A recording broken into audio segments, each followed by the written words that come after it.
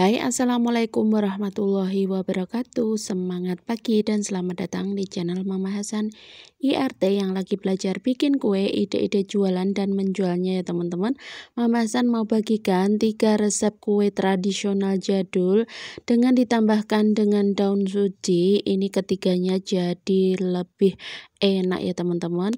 3 kue ini paling populer dan paling sering diorder. Jadi mau tahu bahannya apa aja dan bagaimana cara membuatnya? Simak terus ya videonya sampai akhir, jangan di skip karena banyak banget tips yang aku bagikan di dalam pembuatan kue tersebut. Simak terus videonya sampai akhir. Oke, langkah pertama kita rebus dulu santan dan juga endapan daun suji. Ini sebanyak 500 ml ya teman-teman. Ini kita rebus atau kita hangatkan sampai pinggirannya aja, jangan sampai bergolak. Kemudian siapkan 150 gram gula, 150 gram tepung beras, 150 gram tepung terigu. Kemudian ini kita tambahkan 1 sendok makan tepung maizena ya teman-teman.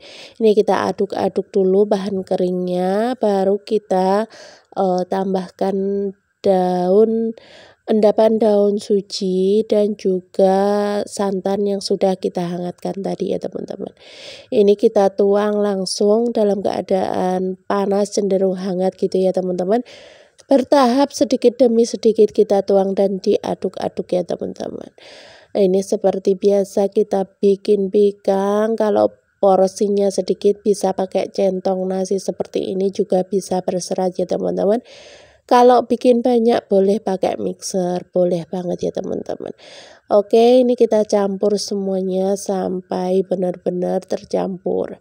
Nah, ini setelah tercampur semua tepungnya sampai tidak ada tepung yang kering, kita tambahkan sedikit lagi, nanti kita aduk-aduk, kita tepok-tepok sampai benar-benar halus dan licin ya teman-teman.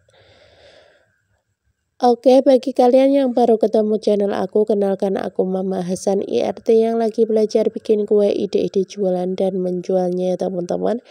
Kalau kalian suka dengan videonya, jangan lupa like, share, komen, dan subscribe-nya ya. Kalau sudah Mama Hasan sampaikan banyak-banyak terima kasih. Semoga kebaikan kalian dibalas dengan kebaikan yang lebih baik lagi gitu ya.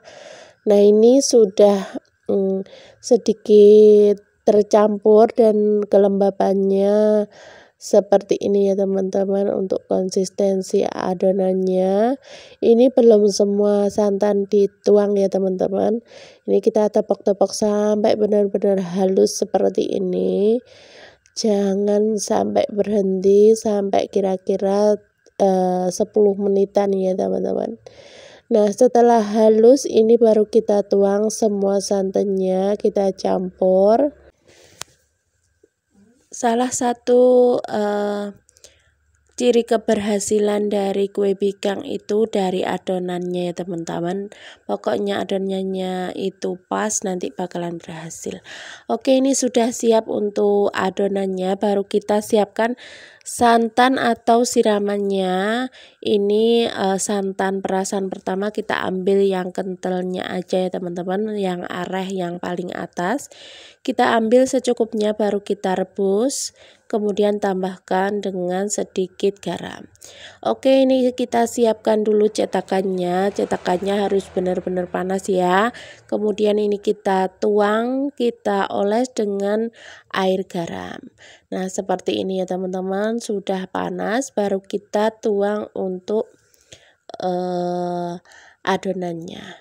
Oh ya, sekali lagi Mama Hasan ingatkan, keberhasilan dari kue bikang ini salah satunya adalah cetakannya itu paling mutlak ya teman-teman. Cetakannya harus benar-benar panas supaya nanti bisa bersarang, walaupun kue ini tanpa pengembang, tanpa apapun, baking soda atau baking powder atau soft instan atau ragi instan, ini bisa mengembang itu dari panas cetakannya ya teman-teman.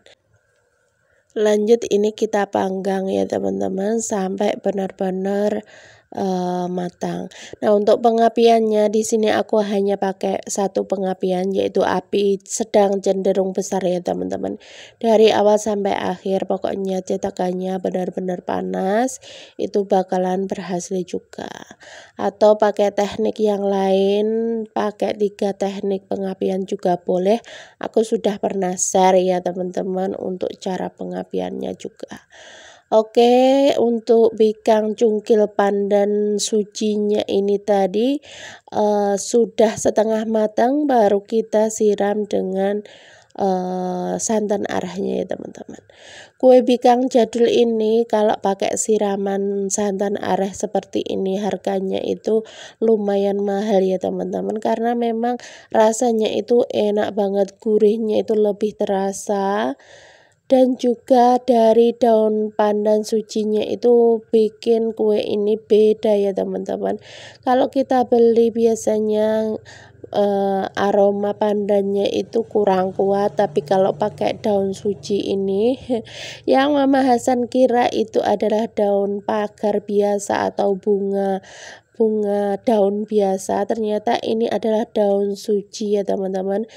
Baru tahu Mama Hasan kalau daun suci itu bikin kue bikang itu istimewa banget ya teman-teman. Kalau kalian punya daun suci di daerah kalian bisa pakai buat kue-kue tradisional seperti ini, pasti enak banget ya teman-teman. Pokoknya beda dari yang lain, pakai daun pandan atau pandan essence pun masih kalah ya teman-teman dengan kue yang satu ini kalau pakai daun pandan suci yang asli. Nah, ini kita cungkil ya teman-teman, seperti ini hasilnya. Masya Allah, seratnya itu cantik banget dan juga teksturnya itu lembut ya teman-teman. Nah, ini kita cungkil semuanya. Dicungkil seperti ini antara daun suci dan juga harum dari santan arahnya benar-benar kecium ya teman-teman. Pantas saja kue ini tetap jadi favorit pecinta kue tradisional karena memang istimewa banget ya teman-teman. Untuk tingkat kesulitannya memang kalau pemula seperti Mama Hasan sulit ya teman-teman untuk nyungkilnya, jadi kerepotan gitu. Tapi kalau kalian sudah terbiasa belajar sekali, 2 kali, atau sampai 5 kali berhasil, bakalan suka dengan kue yang satu ini. Ini bikinnya memang sedikit ribet, tapi hasilnya bakalan kalian suka ya teman-teman. Oke, ini hasilnya cantik banget dan juga harum, gurih, manis, semua jadi satu ya teman-teman. Nah, ini dia hasilnya. Dalam satu resep aku menghasilkan 13 kue bikang jadul cungkil seperti ini ya teman-teman. Oke, ini kita cobain. Ini teksturnya bagian belakang tidak gosong dan juga tidak alot sama sekali.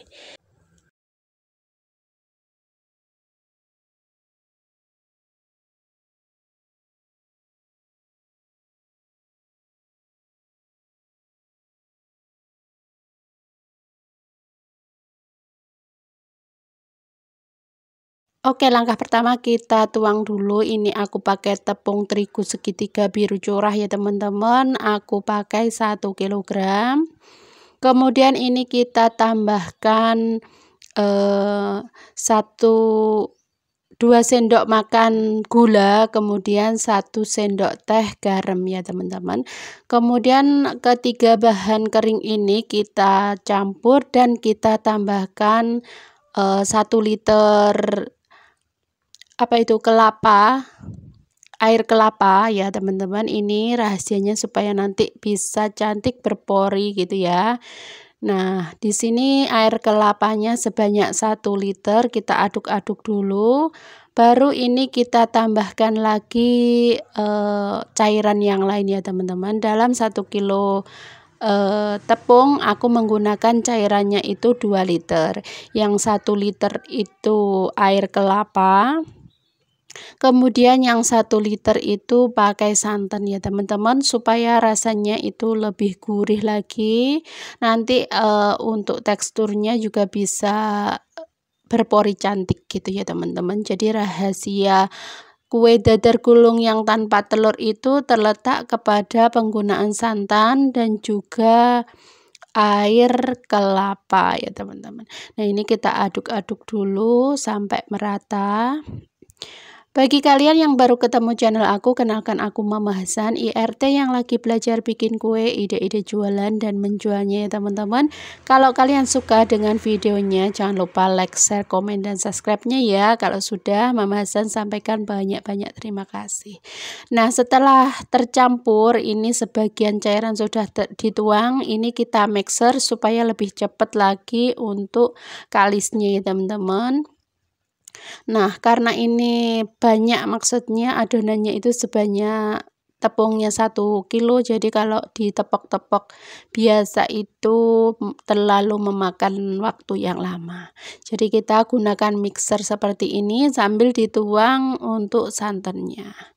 Nah, ini setelah rata seperti ini, tidak ada bahan atau tepung yang bergerindil, baru ini kita aduk menggunakan centong nasi ataupun centong sayur seperti ini, sambil kita tambahkan untuk air santannya. Nah, ini secara bertahap aja ya teman-teman.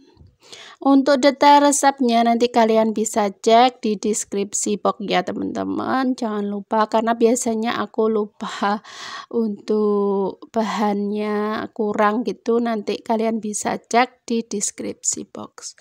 Nah, setelah tercampur semuanya, ini kita tambahkan untuk pasta pandannya ya teman-teman. Kemudian kita kasih warna. Untuk warnanya sesuai selera aja. Di sini aku pakai pewarna hijau muda, kemudian aku tambahkan sedikit pasta pandan dan juga warna coklat supaya menghasilkan hijaunya itu cantik seperti ini ya teman-teman. Ini biasanya yang aku pakai warna hijau buat kue-kue tradisional, hijaunya seperti ini. Nah, tidak lupa juga supaya teksturnya lebih halus lagi, ini kita saring menggunakan saringan kawat seperti ini ya teman-teman. Oke, ini sudah selesai, sudah siap dicetak. Ini kita diamkan boleh, tapi untuk aku sih enggak aku diamkan, langsung aku cetak ya teman-teman. Nah, untuk untinya di sini aku bagikan juga untuk tipsnya ya teman-teman. Di sini supaya untinya itu tidak mudah basi, jadi sebelum dimasak itu dikukus dulu selama kurang lebih 20-25 menit. Ini bisa membuat untinya itu bisa bertahan kuat sampai seharian penuh, bahkan bisa sampai 1 minggu di dalam kulkas ya teman-teman. Kalau mau lebih lagi penyimpanannya bisa ditaruh di freezer, itu bisa tahan sampai sebulan lebih. Oke, setelah dikukus ini kita siapkan gulanya ya teman-teman. Ini aku membuat untinya itu lumayan banyak karena nanti buat isian mendut atau koci-koci juga ya teman-teman. Jadi ini resepnya 2 kali lipat. Dalam kelapa 5 itu ada sekitar 1,5 kilogram, kemudian untuk gulanya itu 900 gram, kemudian tambahkan 600 ml air dan juga pandan dan dikasih sedikit air garam gitu ya teman-teman, garam halus, kemudian ditambahkan juga vanili. Untuk vanilinya bisa di skip ya, tapi kalau ditambahkan lebih harum lagi, lebih enak lagi. Nah, ini gulanya kita rebus sampai larut supaya nanti membentuk cairan yang bisa kita gunakan untuk membuat unti kelapanya. Nah, setelah itu kita campur kelapa parut yang sudah dikukus tadi. Ini kita aduk-aduk, kita tuang semuanya sampai selesai. Memasak unti kelapa ini membutuhkan proses yang sedikit lama ya teman-teman. Jadi kalau dikukus terlebih dahulu nanti untinya itu lebih bertahan lama. Jadi untuk tipsnya buat kalian yang jualan, kalau dimakan sendiri bisa ya, nggak perlu dikukus. Tapi kalau buat jualan, usahakan untuk unti kelapa atau kelapanya itu sebelum dibikin isian itu dikukus dulu. Ini dijamin bisa awet, tahan, tidak mudah basi. Nah, ini kita campur, kita masak menggunakan api kecil aja sampai benar-benar tanek, sampai benar-benar mateng. Nanti baru kita angkat dan siap didinginkan dan juga siap untuk dipakai ya teman-teman. Nah, seperti ini. Untuk pewarnanya maksudnya bisa diwarnai ya teman-teman, tapi aku mau putih aja karena konsumennya itu juga nggak rewelan ya teman-teman. Konsumennya manut atau nurut sama penjualnya. Jadi untuk isiannya mereka tidak milih pakai gula kelapa ataupun diwarnai, mereka manut atau nurut kepada penjualnya. Punya konsumen seperti itu senang banget ya teman-teman. Jadi kita nggak perlu repot-repot bikin ini bikin itu, kreasi itu gitu ya. Tapi juga disyukuri aja karena konsumen itu juga macam-macam, ada yang rewelan, ada yang mintanya aneh-aneh. Ada yang nurut aja dengan penjualnya. Pokoknya semangat bagi pejuang keluarga yang mau usaha kecil seperti Mama Hasan. Oke, itu sudah siap untuk isiannya. Ini baru kita cetak untuk kulitnya ya teman-teman. Nah, di sini aku pakai teflon 2 ya teman-teman supaya lebih cepat lagi. Nah, untuk supaya nanti bisa berpori cantik itu kita olesi dulu dengan sedikit minyak, baru ini kita panaskan sebentar aja, baru kita tuang untuk adonannya ya teman-teman. Ini nyetaknya gampang banget seperti kita nyetak kulit risol, cuman perbedaannya kalau bikin kue dadar gulung supaya berpori, ini kita panaskan dulu untuk teflonnya, itu wajib ya teman-teman.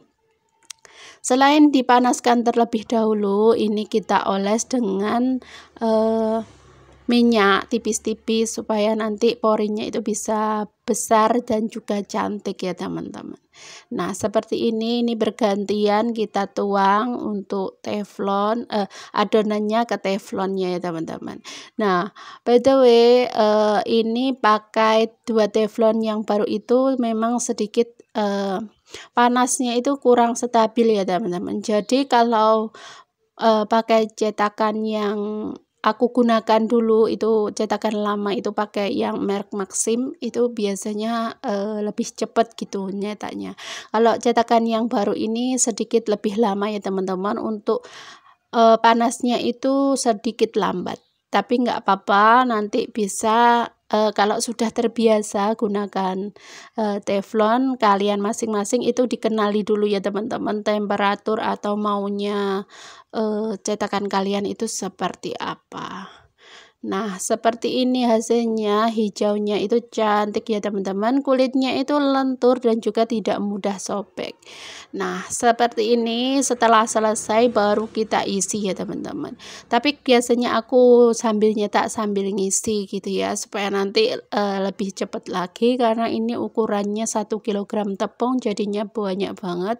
Karena orderannya ini kemarin itu sebanyak 70 pieces ya teman-teman.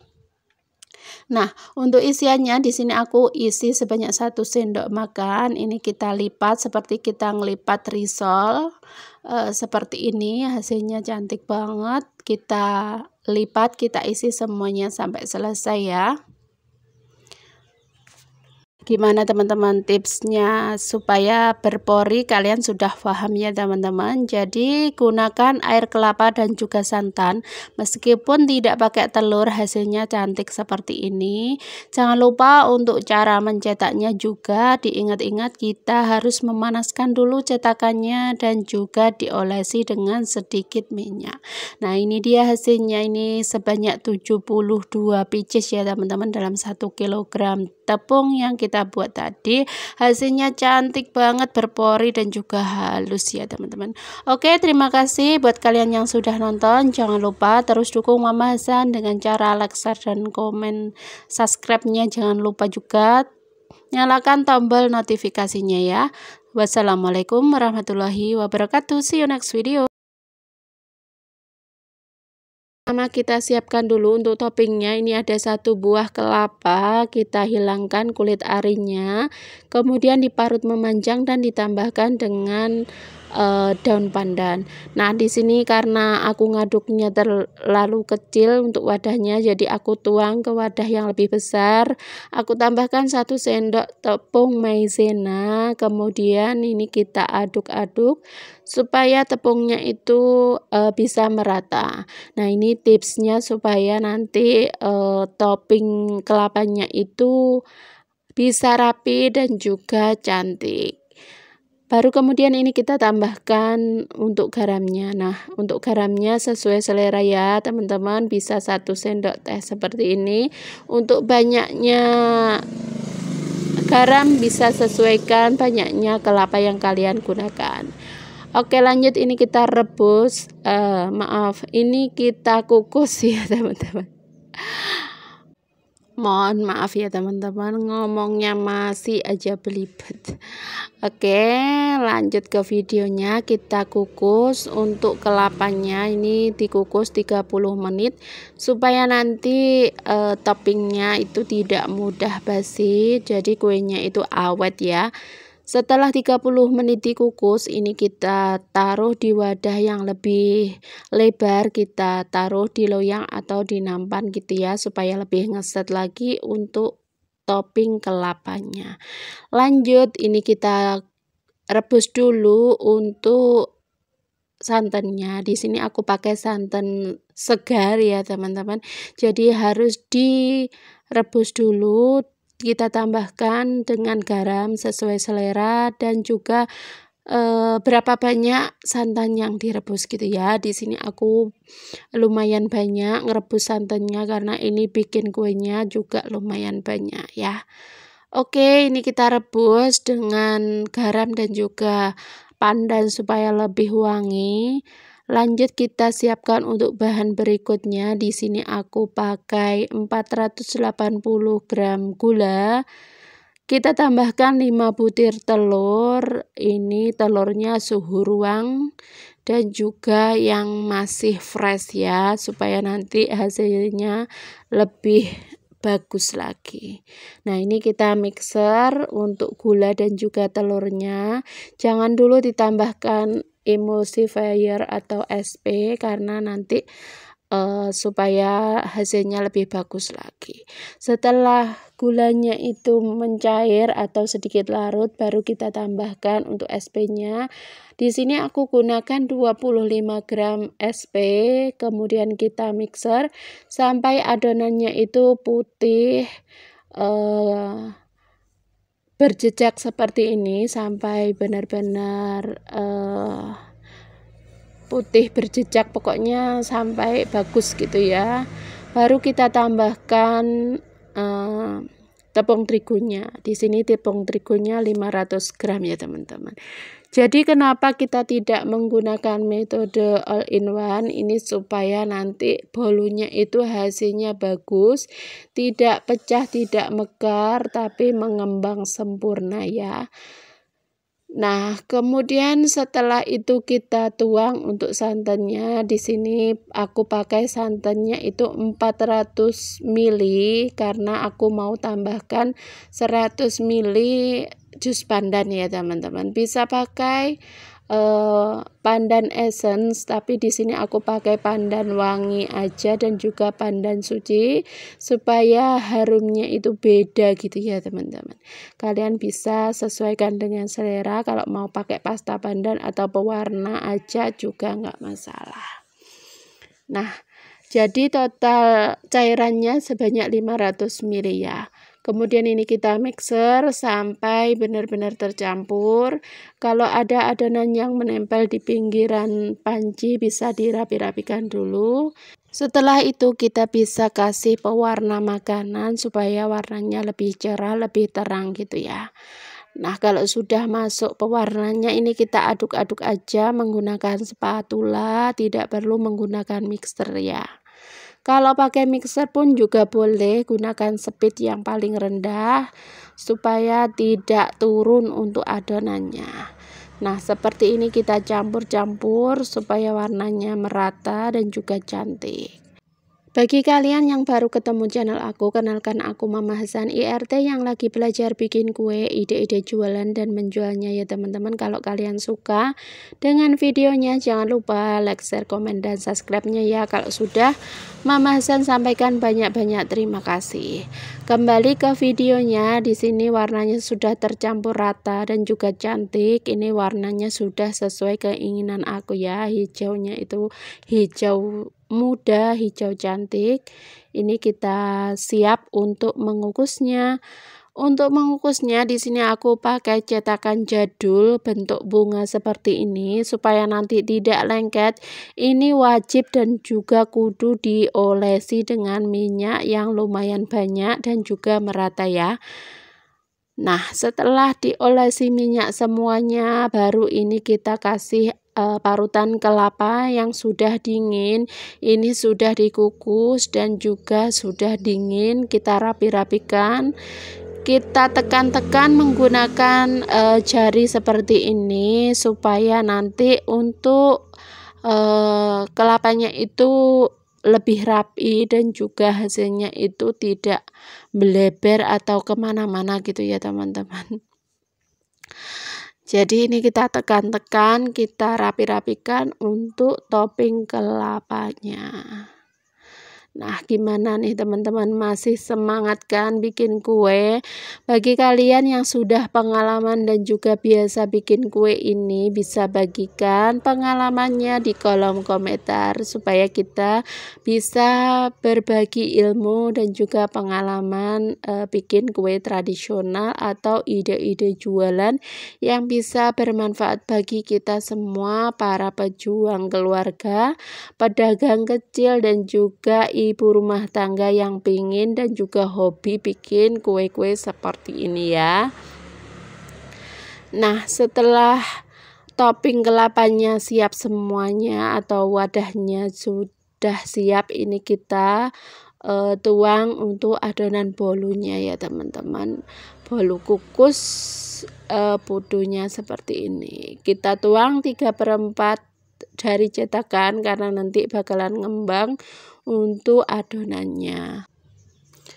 Nah, sambil menuang adonan di sini aku juga sudah panaskan kukusannya ya teman-teman. Jadi pastikan nanti waktu memasukkan cetakannya itu pengukusannya sudah panas dan juga sudah beruap banyak ya.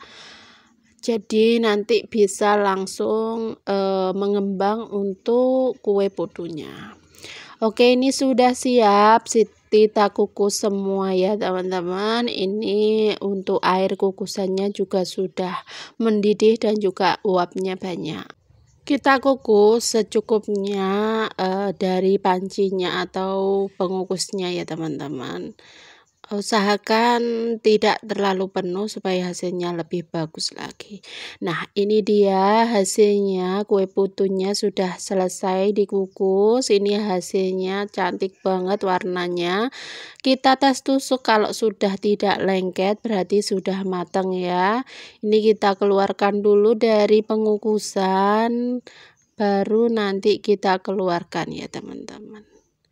Oke, ini sudah selesai. 500 gram tepung, ini hasilnya banyak ya teman-teman, 50 biji, bisa lebih tergantung besar kecilnya atau banyaknya adonan yang kalian tuang di cetakannya.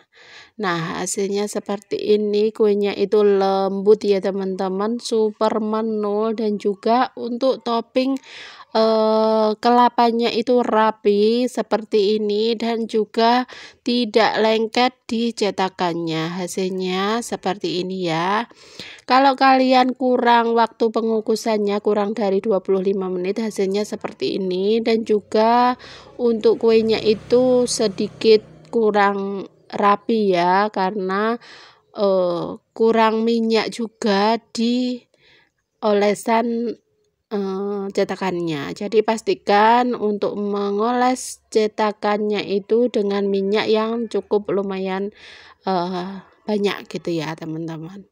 Pokoknya banyak dan merata, yang paling penting seperti itu, dan juga dikukus selama 25 menit, jangan sampai kurang biar nanti matangnya itu benar-benar merata dan juga sempurna.